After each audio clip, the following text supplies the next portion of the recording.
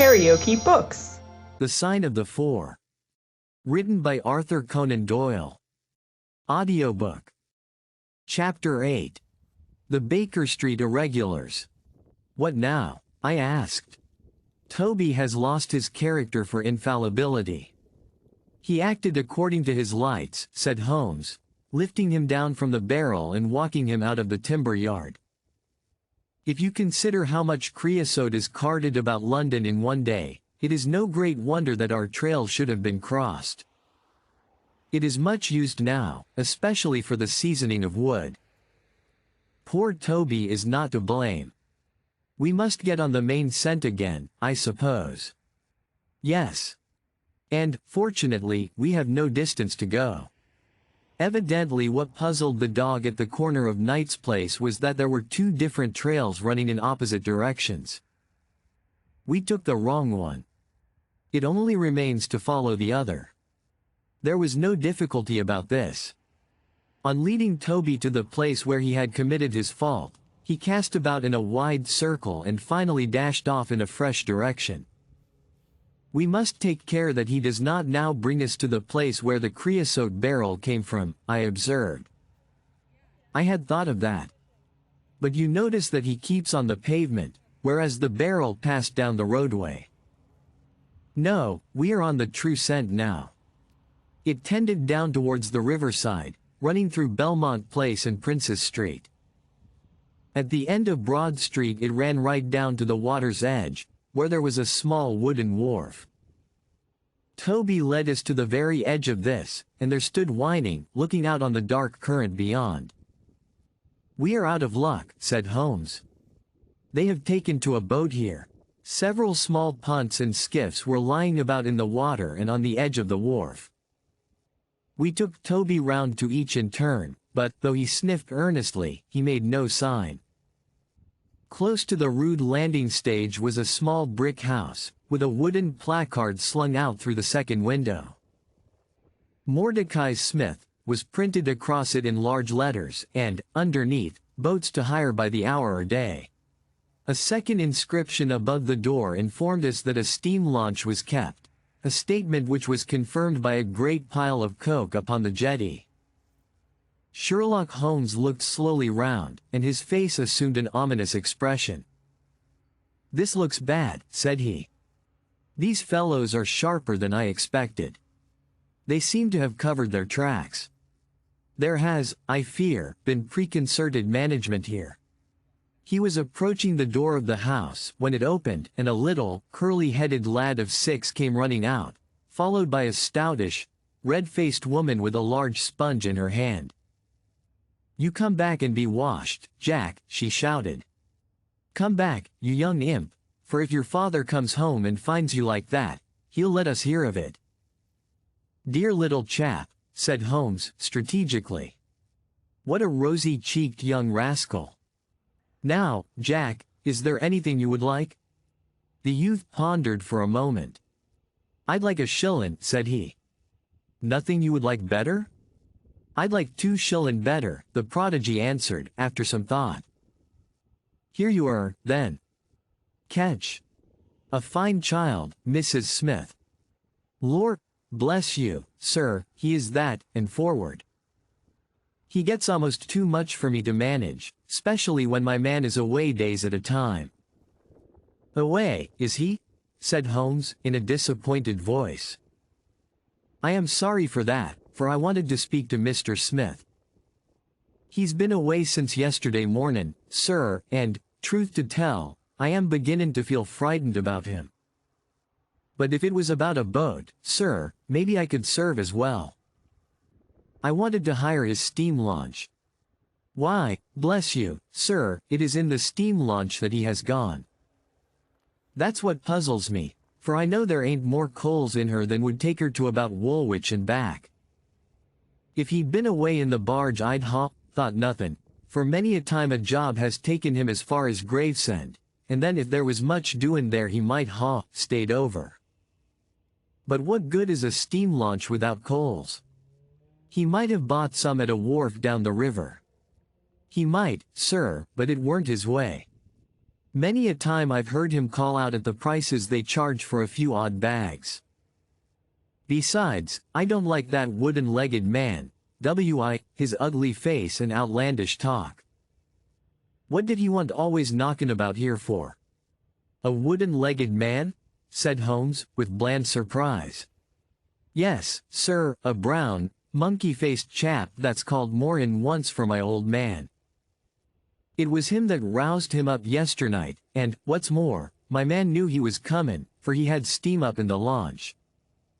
I tell you straight, sir, I don't feel easy in my mind about it. But, my dear Mrs. Smith, said Holmes, shrugging his shoulders, you are frightening yourself about nothing. How could you possibly tell that it was the wooden-legged man who came in the night? I don't quite understand how you can be so sure. His voice, sir. I knew his voice, which is kind-o thick and foggy. He tapped at the winder, about 3 it would be. Show a leg, matey, says he, time to turn out guard. My old man woke up Jim, that's my eldest, and away they went, without so much as a word to me.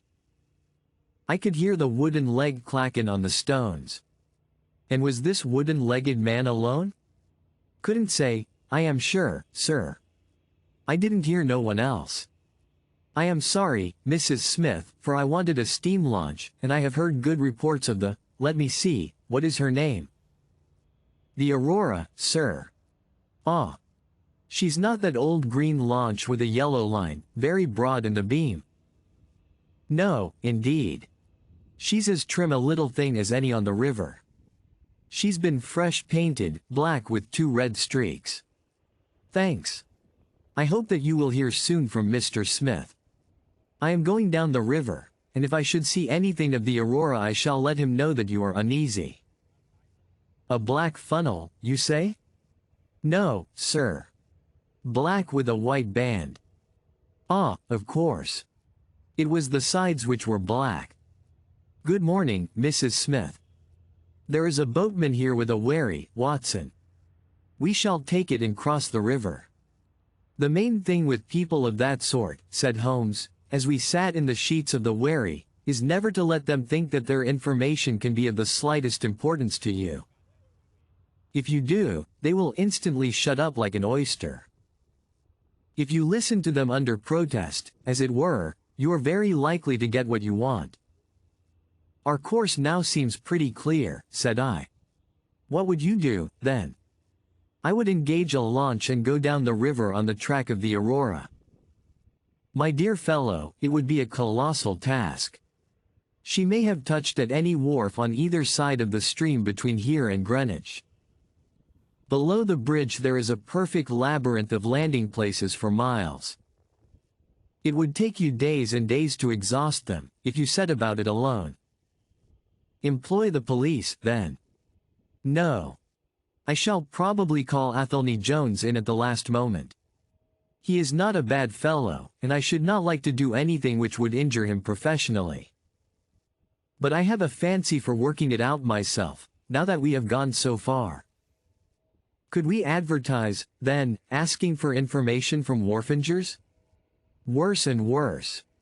Our men would know that the chase was hot at their heels, and they would be off out of the country. As it is, they are likely enough to leave, but as long as they think they are perfectly safe they will be in no hurry. Jones's energy will be of use to us there, for his view of the case is sure to push itself into the daily press, and the runaways will think that every one is off on the wrong scent. What are we to do, then? I asked, as we landed near Millbank Penitentiary. Take this hansom, drive home, have some breakfast, and get an hour's sleep. It is quite on the cards that we may be afoot tonight again. Stop at a telegraph office, cabby. We will keep Toby, for he may be of use to us yet. We pulled up at the Great Peter Street Post Office, and Holmes dispatched his wire. Whom do you think that is to? He asked, as we resumed our journey. I am sure I don't know. You remember the Baker Street division of the detective police force whom I employed in the Jefferson Hope case? Well, said I, laughing. This is just the case where they might be invaluable. If they fail, I have other resources, but I shall try them first. That wire was to my dirty little lieutenant, Wiggins, and I expect that he and his gang will be with us before we have finished our breakfast. It was between 8 and 9 o'clock now, and I was conscious of a strong reaction after the successive excitements of the night. I was limp and weary, befogged in mind and fatigued in body. I had not the professional enthusiasm which carried my companion on, nor could I look at the matter as a mere abstract intellectual problem. As far as the death of Bartholomew Sholto went, I had heard little good of him, and could feel no intense antipathy to his murderers. The treasure, however, was a different matter. That, or part of it, belonged rightfully to Miss Morstan. While there was a chance of recovering it, I was ready to devote my life to the one object. True, if I found it, it would probably put her forever beyond my reach. Yet it would be a petty and selfish love which would be influenced by such a thought as that. If Holmes could work to find the criminals, I had a tenfold stronger reason to urge me on to find the treasure. A bath at Baker Street and a complete change freshened me up wonderfully.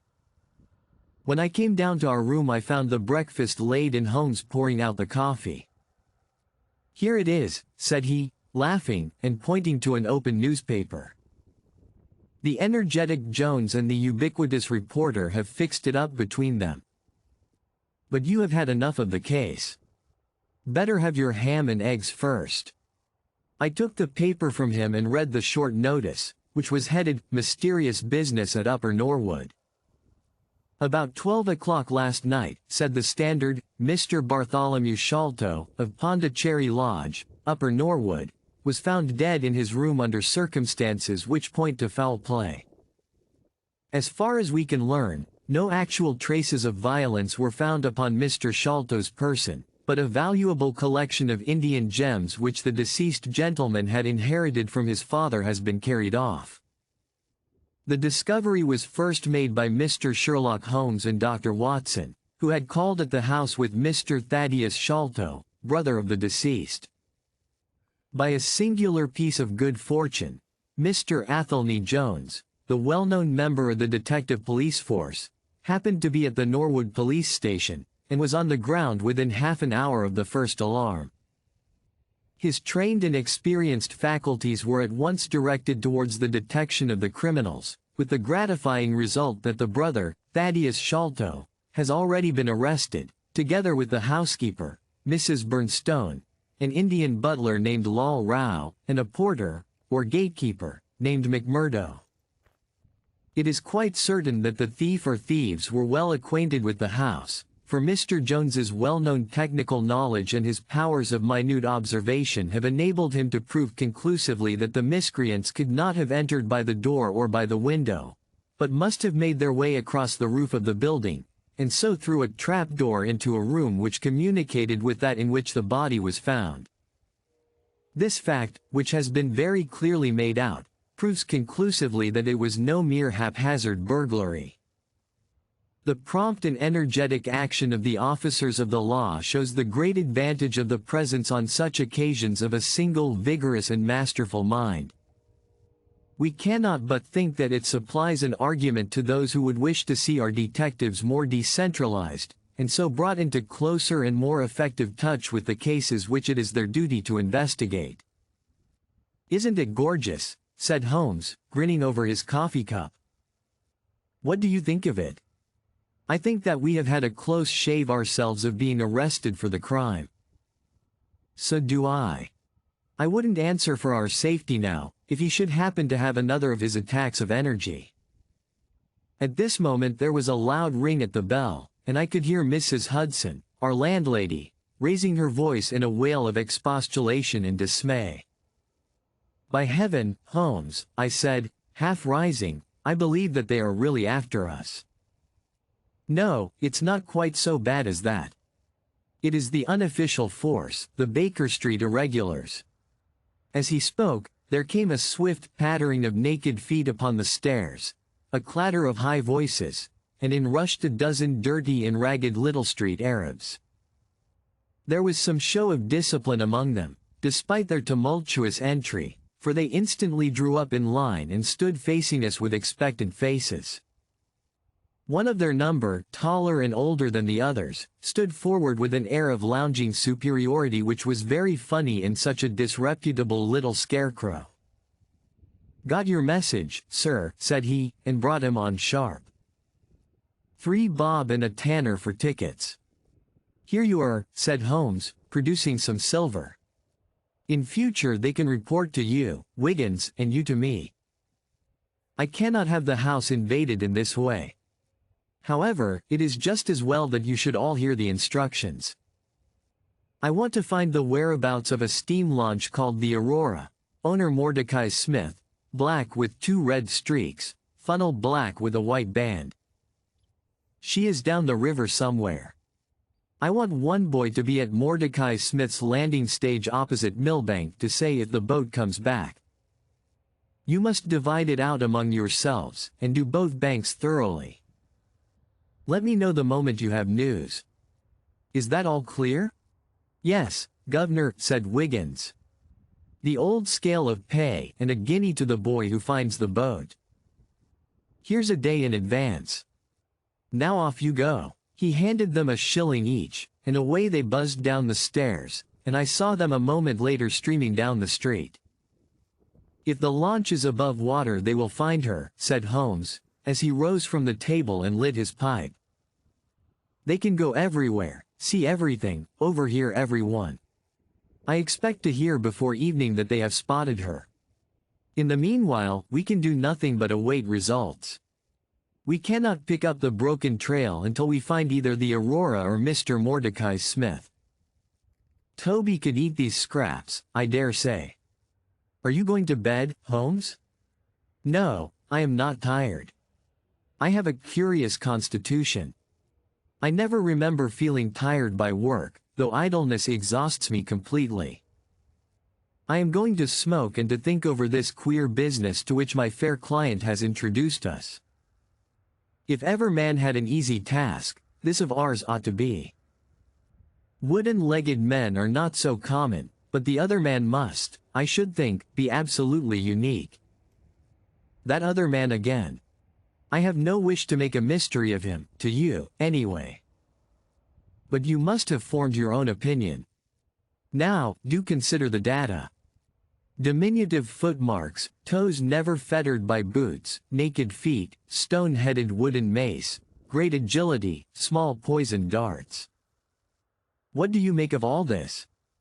"A savage," I exclaimed.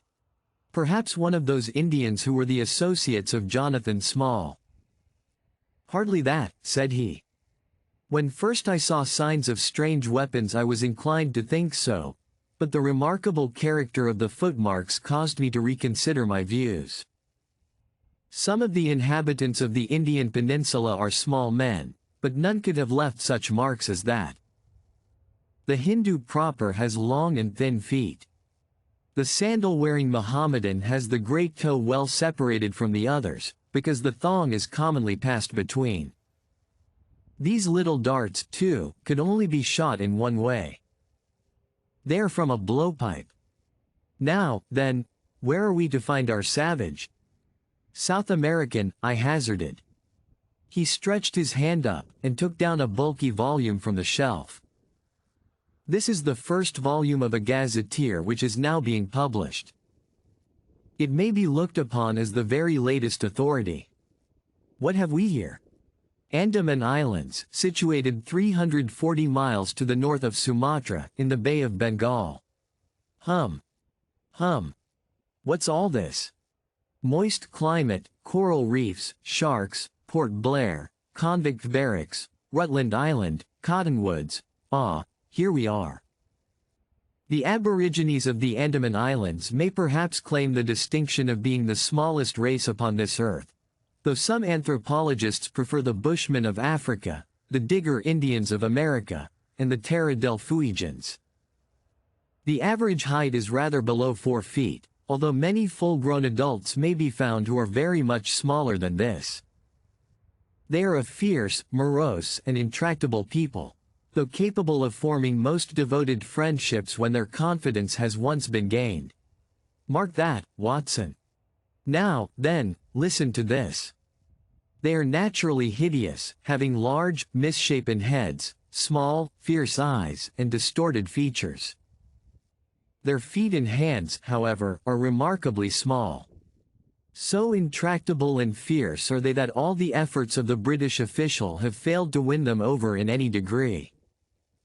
They have always been a terror to shipwrecked crews, braining the survivors with their stone-headed clubs, or shooting them with their poisoned arrows. These massacres are invariably concluded by a cannibal feast. Nice, amiable people, Watson. If this fellow had been left to his own unaided devices, this affair might have taken an even more ghastly turn. I fancy that, even as it is, Jonathan Small would give a good deal not to have employed him. But how came he to have so singular a companion? Ah, that is more than I can tell. Since, however, we had already determined that Small had come from the Andamans, it is not so very wonderful that this islander should be with him. No doubt we shall know all about it in time. Look here, Watson, you look regularly done. Lie down there on the sofa, and see if I can put you to sleep. He took up his violin from the corner, and as I stretched myself out he began to play some low, dreamy, melodious air, his own, no doubt, for he had a remarkable gift for improvisation. I have a vague remembrance of his gaunt limbs, his earnest face, and the rise and fall of his bow.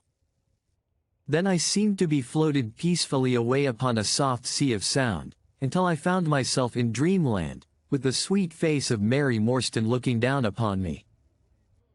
If you liked what you heard, please subscribe to the channel.